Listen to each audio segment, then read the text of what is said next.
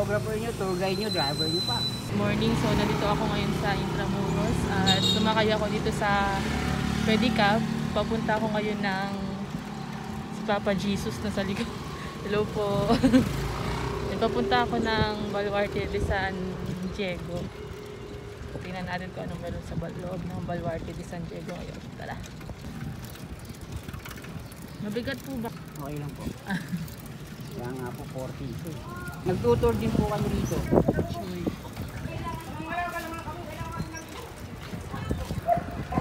Araw-araw mo ba naman exercise?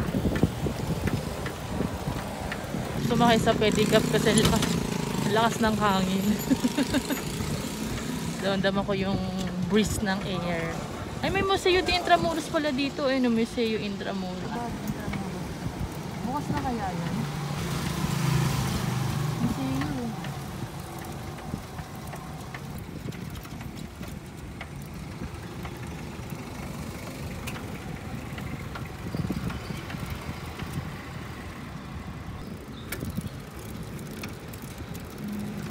San Agustin Church, 451 years na yun. Ang altar nun, made by the gold and silver. Ilaw nun, 18th century pa. Flooring nun, magkabilang tabi, lapida. Pinaka-sementeryo ng Kastila. Wala silang tinayo rito ng simbahan, kundi wala silang tinayo ng sementeryo, kundi simbahan.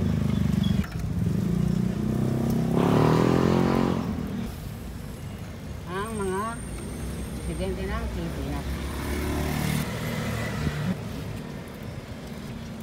Philippine Military Academy, yung araw.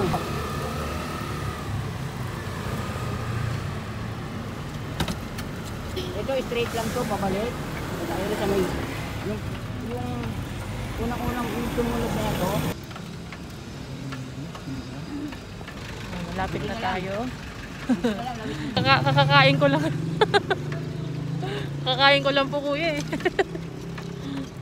Yan ang dating mga madre. Sa ngayon, Light and Sounds Museum, walk through history about Jose Rizal. Open po yan ngayon? For the field trip yan ma'am, isang bus, dalawang bus. 75 lang. San Agustin na lang kayo kasa Manila. Wait lang. Wala pa sa tapat. Tayo naman yung binayad.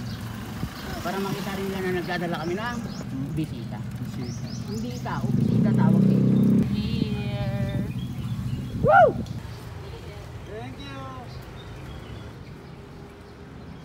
Ito na ako, papasok na ng Baluarte de San Diego. So, dito tayo ngayon pupunta.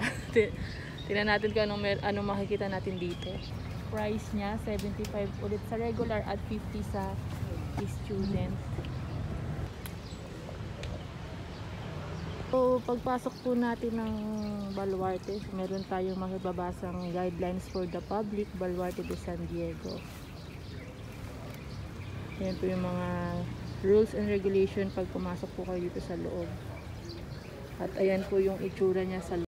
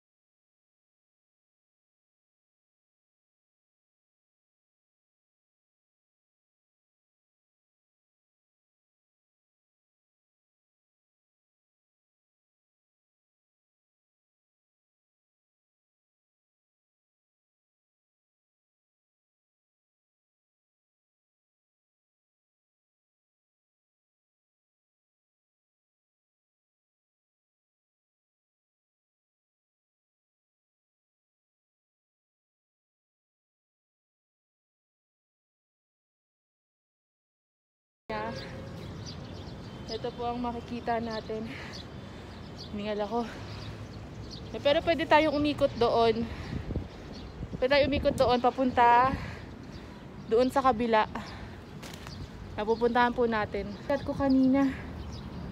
Ang taas.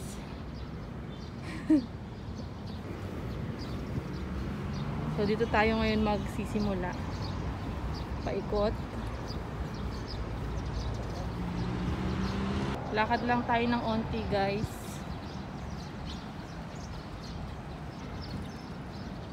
And meron pang dito kitang-kita yung golf yung golf area. At may foreigner pa tayong kasama dito. Ayun, foreigner. Hello, how do you do?